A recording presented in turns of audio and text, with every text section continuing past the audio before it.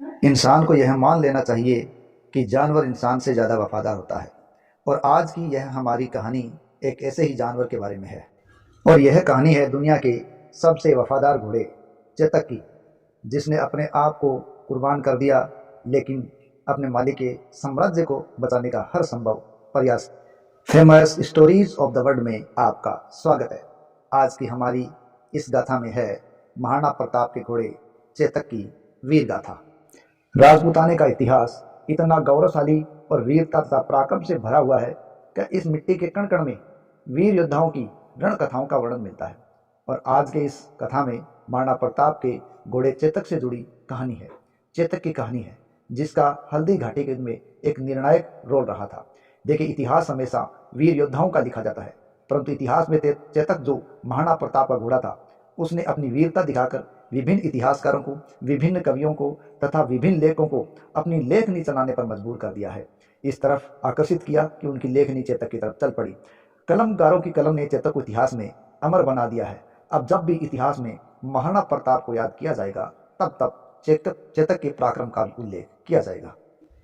चेतक की कहानी इस प्रकार है। देखिए, इतिहास में राजा महाराजा अपने सवारी और एक स्थान से दूसरे स्थान पर युद्ध करने या अन्य किसी काम से जब जाते थे तो हाथी घोड़े आदि का इस्तेमाल करते थे। मेवाड़ में महाराणा प्रताप का शासन था। तब एक गुजराती व्यापारी जो घोड़ों को व्यापार करता था, वो मेवाड़ रियासत में अपने घोड़ों को बेचने के लिए आया हुआ था। उसके पास अफगानी और काठियावाड़ी नस्ल के उच्च प्रकार के घोड़े थे। ये घोड़े किसी भी युद्ध परिस्थिति में युद्ध कर सकते थे, अपने स्वामी के आदेशों को भली भांति समझते थे। गुजराती व्यापारी ने 3 घोड़े, जिनके नाम चेतक, त्राटक और अटक था, को दुर्ग में लेकर महाराणा प्रताप के सामने हाजिरी दी। ये घटना तब की है जब महाराणा प्रताप को शासक बने कुछ वर्ष गुजर चुके थे। उस गुजराती व्यापारी ने अपने 3 अश्व चेतक, त्राटक और अटक के बारे में जब विस्तार पूर्वक महाराणा प्रताप को बताया तो उनकी भी जिज्ञासा बढ़ गई। अटक को परीक्षण के लिए चुना गया। अटक इन 3 घोड़ों में सबसे अधिक शक्तिशाली तथा रण कौशल में पारंगत घोड़ा बताया गया और अटक ने परीक्षण को अपने अर्जित ज्ञान से सफलतापूर्वक पूरा भी कर लिया। परंतु इन परीक्षणों में अटक बुरी तरीके से घायल हो चुका था, क्योंकि परीक्षण में हर ऐसी परिस्थिति बनाई गई जो युद्ध में तथा संकट काल में बन सकती है। परंतु अटक ने इन सभी परिस्थितियों पर विजय पाने में सफलता प्राप्त कर ली, लेकिन अत्यधिक घायल होने के कारण इलाज के दौरान अटक ने अपने प्राण त्याग दिए। इसके बाद त्राटक और चेतक दोनों की बारी आई, लेकिन इन दोनों ने ही परीक्षण वो सफलतापूर्वक पूरा कर लिया। तब महाराणा प्रताप ने त्राटक को अपने छोटे भाई शक्ति सिंह को सौंप दिया और चेतक अपने पास रख लिया। इस प्रकार महाराणा प्रताप के पास उनका वफादार घोड़ा चेतक पहुंचा। चेतक नीले रंग का सा घोड़ा था, इस कारण चेतक को नीलवर्ण भी कहा गया है। इतिहास में विभिन्न कवियों, इतिहासकारों, साहित्यकारों ने अपने लेख में चेतक के रंग रूप का बखूबी वर्णन भी किया है। यहाँ तक कि राजस्थान के लोकगीतों में भी चेतक तथा महाराणा प्रताप के बारे में वर्णन मिलता है और महाराणा प्रताप को नीले घोड़े रा अस्वार महारा मेवाड़ी सिरदार कहकर भी संबोधित किया गया है। चेतक 300 किलो से भी अधिक वजन को उठाकर युद्ध कर सकता था और हवा की रफ्तार से दौड़ सकता था, क्योंकि महाराणा प्रताप युद्ध भूमि में जाते वक्त अन्य योद्धाओं की तरह विभिन्न शरीर के भागों को सुरक्षा प्रदान करने वाले लोकायुक्त कवच को धारण करते थे तथा उनके शारीरिक वजन को मिलाकर यह वजन कहीं अधिक हो जाता था। फिर भी चेतक युद्ध की रणनीतियों और स्वामी भक्ति में इतना पारंगत था कि वो कैसी भी परिस्थिति हो, हर परिस्थिति के अंदर वो सचेत और सतर्क रहता था। हल्दी घाटी के युद्ध की बात तो कुछ और थी।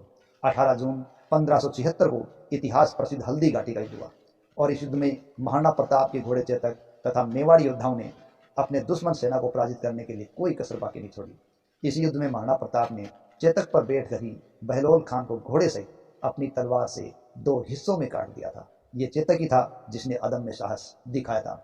हल्दी घाटी के इस युद्ध में चेतक को हाथी की सूंड का एक कवच तथा अन्य शरीर को भी कवच से ढका गया था। इस युद्ध में जब महाराणा प्रताप ने चेतक को आदेश देकर मान सिंह के हाथी की तरफ आगे बढ़ाया, तब चेतक ने अपने आगे के दोनों पांवों को हाथी की सूंड पर रख दिया और महाराणा प्रताप ने अपने भाले के प्रहार से, जिसमें मान सिंह घायल हो गए थे, इसी युद्ध में चेतक की एक टांग हाथी के दांतों पर लगी और वो घायल हो गए। घायल चेतक ने अपनी चाल में किसी भी तरह का परिवर्तन नहीं किया, हालांकि उनकी टांग में चोट लग चुकी थी, लेकिन अपने स्वामी को किसी भी प्रकार की अनहोनी की आशंका न हो और घायल चेतक अवस्था में भी युद्ध भूमि में डटा रहा जब तक युद्ध चलता रहा था। तब महाराणा प्रताप के गुरु राजेंद्र को गुप्तचरों के माध्यम से इसके बारे में जानकारी मिली कि उदयपुर पर मुगल सेना का नेतृत्व करते हुए कुंवर जगमाल ने आक्रमण कर दिया है। तो इसके बाद गुरु राघवेंद्र और अन्य योद्धा सभी महाराणा प्रताप को हल्दी घाटी के मैदान से निकलने को मजबूर करते हैं और उदयपुर की सुरक्षा करने का निवेदन करते हैं। इन सभी योद्धाओं तथा अपने गुरु के आदेशों का पालन करते हुए महाराणा प्रताप युद्ध मैदान से निकलकर उदयपुर की ओर जाते हैं और उनके राज चिन्ह को झाला मन्ना धारण करते हैं और युद्ध को जारी रखते हैं। परंतु महाराणा प्रताप हल्दी घाटी के मैदान से उदयपुर की तरफ आगे बढ़ ही रहे थे कि तब मुगल सैनिकों ने उन्हें देख लिया और कुछ सैनिकों के पीछे भी जाने लगे थे और एक टांग से घायल चेतक हवा की रफ्तार से उदयपुर की ओर भागा जा रहा था।